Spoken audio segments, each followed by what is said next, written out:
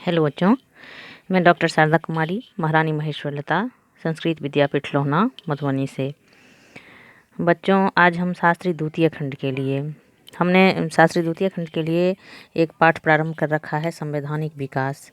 जो भारत में जब अंग्रेज़ों का शासन था और वो उन्होंने किस तरह से संवैधानिक विकास का क्रम जो है वो ईयर बाय ईयर जारी रखा, समय समय पर, प्रत्येक साल तो नहीं, समय समय पर उन्होंने अपने प्रशासनिक सुधार का जो है कुछ डाटा तैयार किया।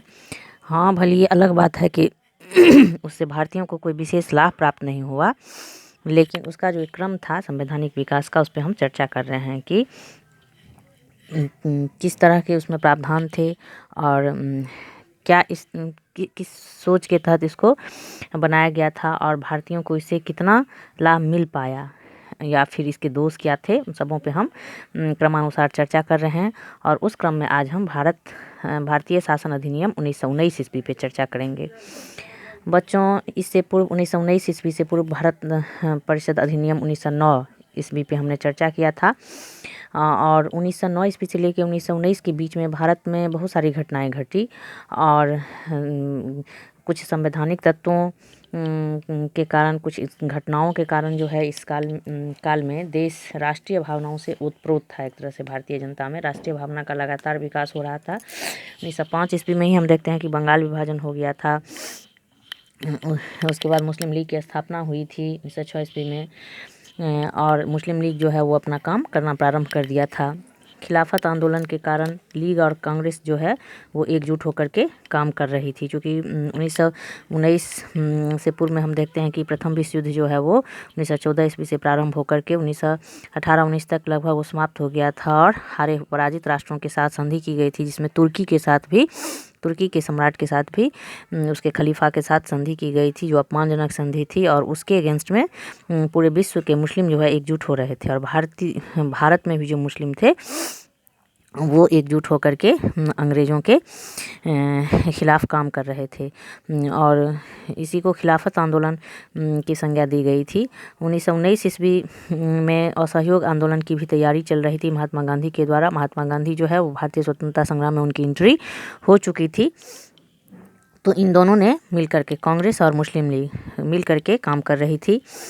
इसके अलावा जो है भारत में क्रांतिकारियों का भी आतंक और भय व्याप्त था। गरम दल और नरम दल में जो गरम दल के सदस्य थे वो एक तरह से क्रांतिकारियों के सपोर्टर भी थे और एक अलग जो है वो क्रांतिकारियों का एक समूह तैयार हो रहा था जो विशेषकर नवयुवकों का था और वो अंग्रेज़ों के साथ जो है देन एंड देयर फैसला करना चाहती थी। 20 अगस्त 1917 ईस्वी को मॉन्टेग्यू जो है वो भारत मंत्री बने और उन्होंने यह ऐतिहासिक घोषणा की तथा भारत की यात्रा करके गवर्नर जनरल लॉर्ड चेम्सफोर्ड के साथ मिलकर रिपोर्ट तैयार की और यही रिपोर्ट जो है 1919 ईस्वी के अधिनियम का आधार बनी। ये रिपोर्ट जो मॉन्टफोर्ड रिपोर्ट के नाम से जानी जाती है में इसमें प्रस्तावित शासन विधान की प्रस्तावना जो थी सो इस प्रकार थी। उसमें कहा गया था कि ब्रिटिश भारत में ब्रिटिश साम्राज्य के अभिन्न अंग के रूप में क्रमिक रूप से उत्तरदायी शासन की स्थापना के निमित्त भारतीय शासन के साथ भारतीयों के अधिकाधिक सहयोग एवं स्वशासित संस्थाओं का क्रमिक विकास करना संसद की वास्तविक इच्छा है। और इस संसद अर्थात अंग्रेज़ों का संसद, जो इंग्लैंड की संसद थी, उसकी वास्तविक इच्छा है और इस नीति को क्रमिक रूप से क्रियान्वित किया जा सकता है और इस दिशा में उचित कदम उठाए जाएं। हर प्रगति का समय एवं रीति संसद जिस पर भारतीय जनता का कल्याण तथा उन्नति का दायित्व है द्वारा ही निर्धारित की जानी चाहिए और इन मामलों में संसद के कार्य उनके सहयोग द्वारा निर्देशित होने चाहिए, जिन्हें सेवा के नए अवसर प्राप्त होंगे तथा जिस सीमा तक उनके उत्तरदायित्व की भावना में विश्वास किया जा सके।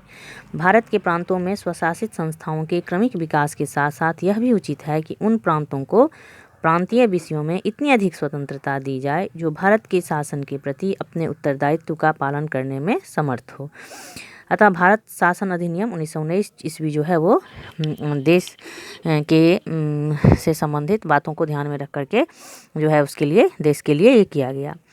एक समिति जो है वो सर विलियम ड्यूक, भूपेंद्र नाथ बसु, चार्ल्स रॉबर्ट, इन लोगों की सदस्यता में बनाई गई, जिसने भारत मंत्री एवं वायसराय के प्रस्तावों को अंतिम रूप देने में सहयोग किया।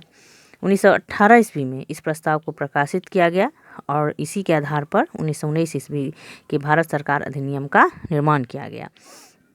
यह अधिनियम जो है अंतिम रूप से 1921 ईस्वी में लागू किया गया। मॉन्टफोर्ड रिपोर्ट के प्रवर्तनों के मॉन्टेग्यू घोषणा को भारत के रंग बिरंगे इतिहास में सबसे महत्वपूर्ण घोषणा की संज्ञा दी गई और कहा गया कि इससे एक युग का अंत और एक नवीन युग का प्रारंभ हुआ। इस घोषणा ने कुछ समय के लिए जो है भारत में तनावपूर्ण वातावरण को समाप्त कर दिया और पहली बार उत्तरदायी शासन, ये शब्द जो है उत्तरदायी शासन शब्दों का प्रयोग जो है इसी घोषणा में किया गया था।